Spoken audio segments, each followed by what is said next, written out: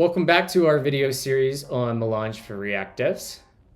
In this video, we're going to be covering chapter 2, numeric types. In the last chapter, we covered building our first Melange app and building a simple counter component. So be sure to check that out before you watch this video. But moving forward in this chapter, we're going to learn how to use Melange Playground to explore OCaml's numeric types. We're going to learn about ints, floats, the playground, how to share snippets, our comparison operators, arithmetic operators, and widgets in the playground. So let's dive in. Numeric types. OCaml's numeric types work differently than in JavaScript. The first thing you might notice is that OCaml makes a clear and hard distinction between integer and float types. For example, let foo equals 42. This is an integer. Let bar equal 42.1. This is a float, and we can log those out using js.log. Note that you didn't have to write the type yourself. OCaml is able to infer the types from the literals. This would also work. Let foo being typed as a int 42, and here we declare bar as a float. So Melange Playground. Melange Playground is an interactive environment for running OCaml code and seeing its output. Paste this code into the source editor on the left side. So let's open up Melange Playground. And let's grab our code here. And we'll get rid of this old stuff I had in there. And we'll paste in the new code. And we are not in OCaml. This is reason syntax. So let's click reason. In fact, there we go. And on the right side, we'll see what this reason code compiles to in JavaScript. So we see that we have var foo equals 42, var bar 42.1, and we have two log statements on that. In the bottom right panel, you can see the console output, which should be 42 and 42.1. Do we see that? Why don't we see that? Let's try making a change quick because maybe it's because we pasted it. Oh. Interesting that we're not seeing that happen. Let's try this. So maybe the console is potentially broken right now. So let's jump back in, but we can assume that we would typically see our output right there. In the top right panel, you can see JavaScript generated by the Melange compiler. Yep, note that console.log invocations are given constants instead of the variables. That's a nifty optimization done by Melange. Another sweet feature is that you can hover over the variables and see their types. Try it out. You'll see that foo has typed int while bar has typed float.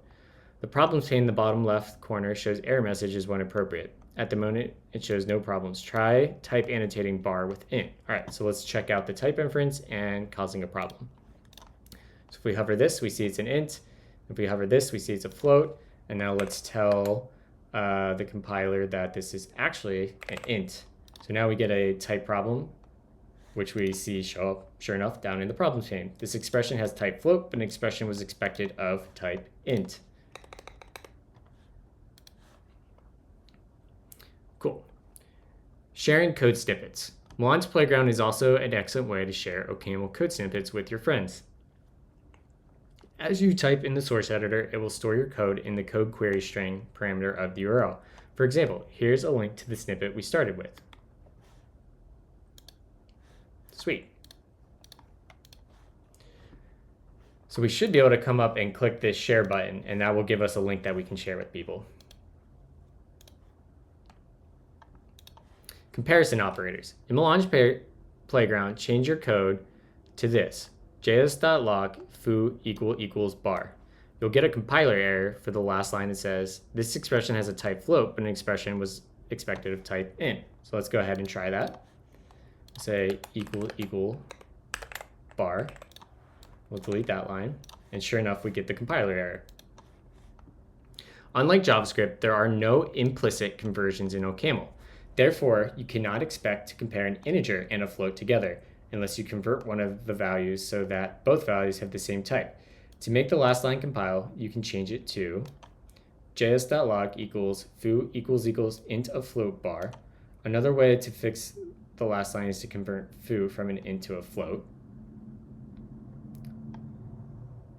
Cool. Okay, this all makes sense. Arithmetic operators. What about addition? From what you've already seen, you can probably guess that js.log 42 plus 16.0 won't compile. However, you may be surprised to discover that js.log42 plus 16.0 also won't compile. That's because OCaml uses separate arithmetic operators for floats.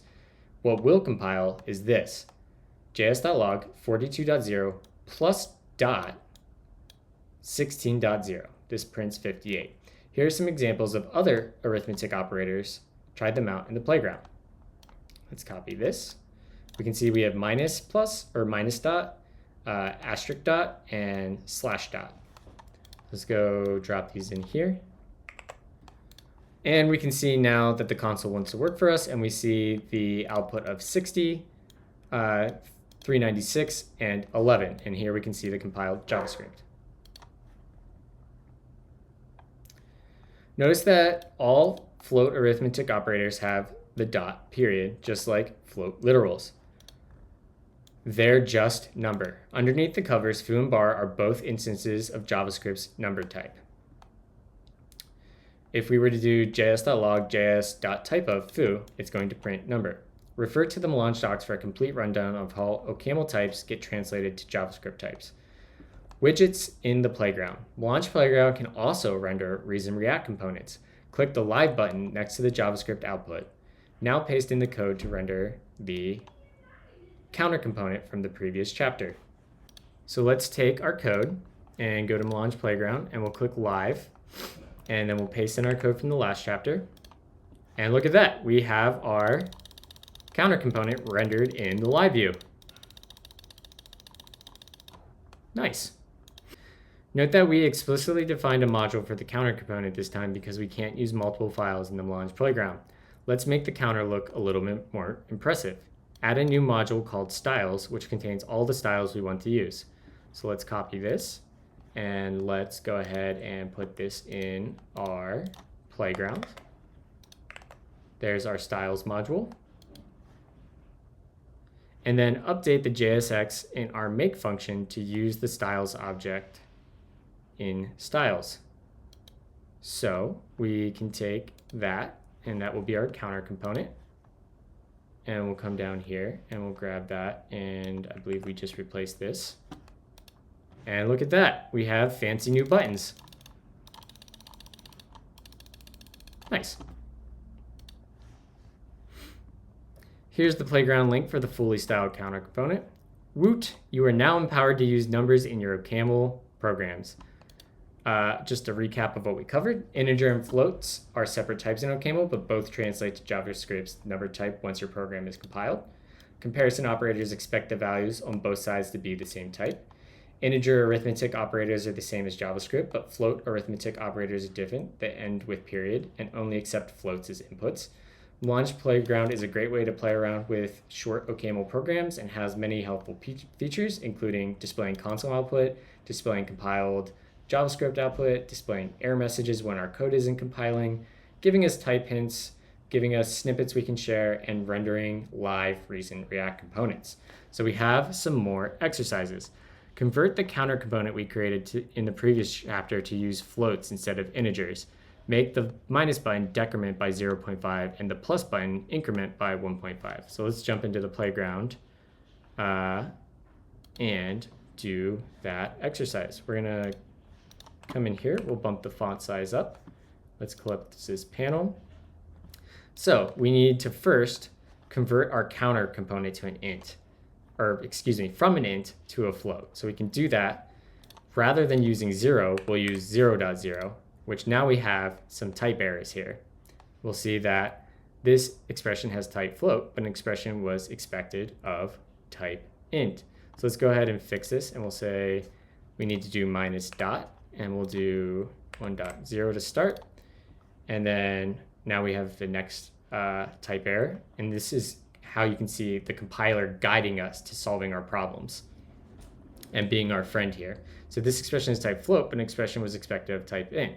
So rather than float to or int to string, we'll do float dot to string. Great, fix that type error. And now down here, this expression has type float. Again, like above, we need to change this to a float. I would have expected that to work here. So why is this upset now? Right, because we didn't use the dot operator. There we go. Recall that we have to use specific float arithmetic operators. Excellent. So the second bit of this problem is going to be changing the amount. We're going to decrement by 0.5 and increment by 1.5. So when we decrement, we'll say this is going to be 0.5. And when we increment, this will be 1.5. And look at that. There we go. Let's look at the solution. Yep, going to look pretty much identical to what we just did. Add an int64 value to your program in Melange Playground. Let baz equal that giant number. Note the use of the underscore to make the larger number more readable. What is the JavaScript representation of int64?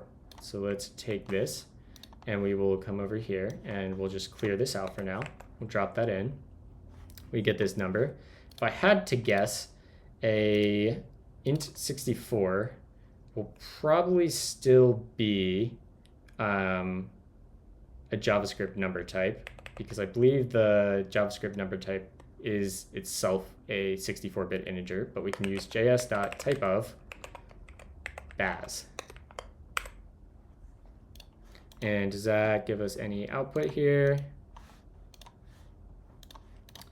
The console is not playing nice for us today. Let's go ahead and refresh and see if that helps us.